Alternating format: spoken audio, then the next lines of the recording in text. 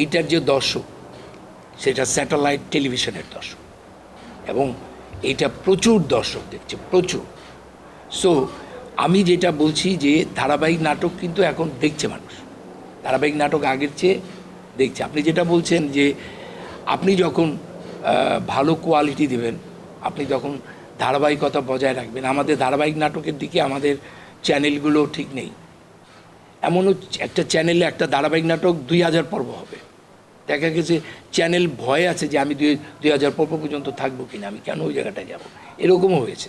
So আমার মনে হয় 2000 পর্ব দিতে গেলে যেই ধরনের একটি ইনভেস্টমেন্ট, যেই ধরনের একটি ধারাবাহিকতা, সবার যেই ধরনের সাপোর্ট দরকার, সেই প্রযোজনা সংস্কৃতির জায়গায় আমরা পৌঁছাতে পারিনি।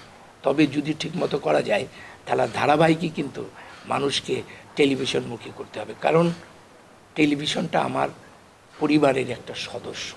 আমার ছাত্ররা, শিষ্যরা বা যারা আমার সমসাময়িকরা বিভিন্ন চ্যানেলের সাথে এখন জড়িত আছে, তারাও বলছে যে দীপ্তর serial they are doing very good, তাদের টিআরপি অনেক ভালো।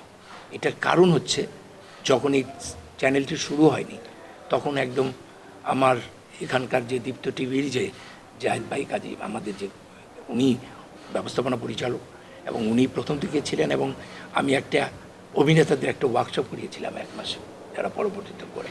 সো আমি তখন থেকে দেখেছি যে ওনাদের প্ল্যানের মধ্যে ধারাবাহিকতাটা ছিল, ওনারা একটা ধারাবাহিক নাটকের প্রতি যুক্ত ছিল যে না, ধারাবাহিক নাটক দিয়ে আমাকে দর্শকদেরকে ধরতে হবে, সেই জায়গাটা। কিন্তু সেটা যে পরিপূর্ণভাবে হচ্ছে আমি যেটা বলবো না, সেটা পরিপূর্ণতার জন্য বাজেট একটা বড় অন্তরায় হচ্ছে ডেইলি সোপের বাজেট।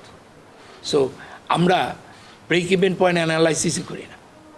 একটা ধারাবাহিক নাটকের 100 পর্ব বা 500 পর্ব থেকে ব্রেক ইভেন হবে, no profit no loss condition হবে।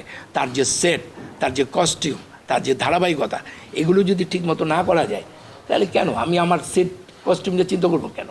এগুলো ঠিক করতে হবে, তাহলে আমাদের ধারাবাহিক নাটকগুলো আরও ভালো হবে।